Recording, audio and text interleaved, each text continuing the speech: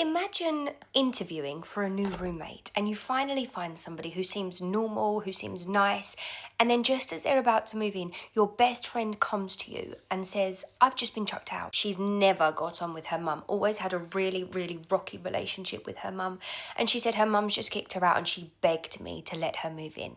What am I supposed to do? Of course, the roommate that I just told could move in, the stranger, I told them that something came up and I'm really, really sorry, but they can no longer move in. So I got rid of the stranger and I moved in my best friend.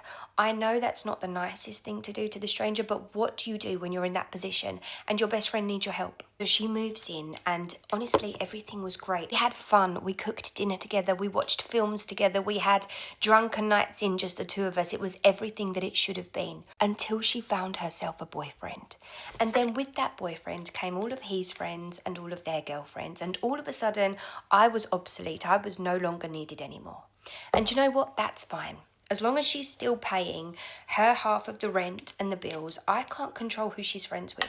I can't force her to hang out with me. You know, if she wants to be out with them all of the time, what can I do? So as long as she's still paying her bills, I'm happy. Except she wasn't.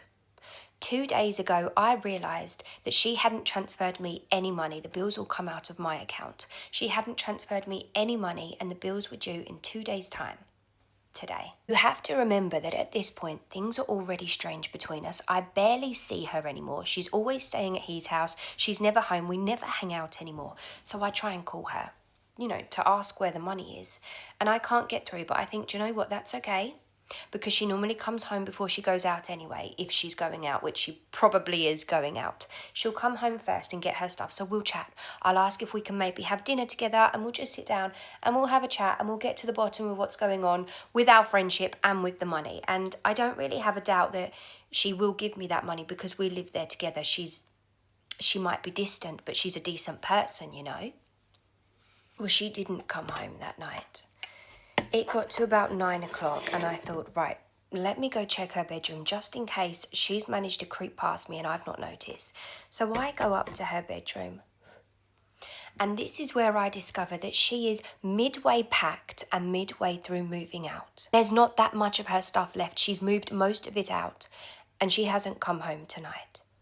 The rent is due in 2 days' time at this point. I've had no notice whatsoever to try and scrape some money together to pay for her half of the rent and the bills. She's given me nothing. So I tried to call her, and rather than just ignore me like she'd been doing all day, this time she actually rejected my call.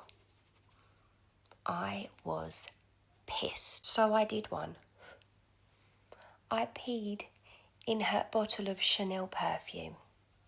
The most expensive one that she had. And then the next day when I got home from work, the rest of her stuff was gone. There wasn't a single fucking hair clip left. Nothing. She left. That was yesterday. And today, all of the rent and all of the bills are due. And I have half. So I don't really know what the fuck I'm going to do. But one thing I do know. Now I know they say 2 wrongs don't make a right, but I feel so much better knowing that she's dabbing my piss behind her ears every fucking day.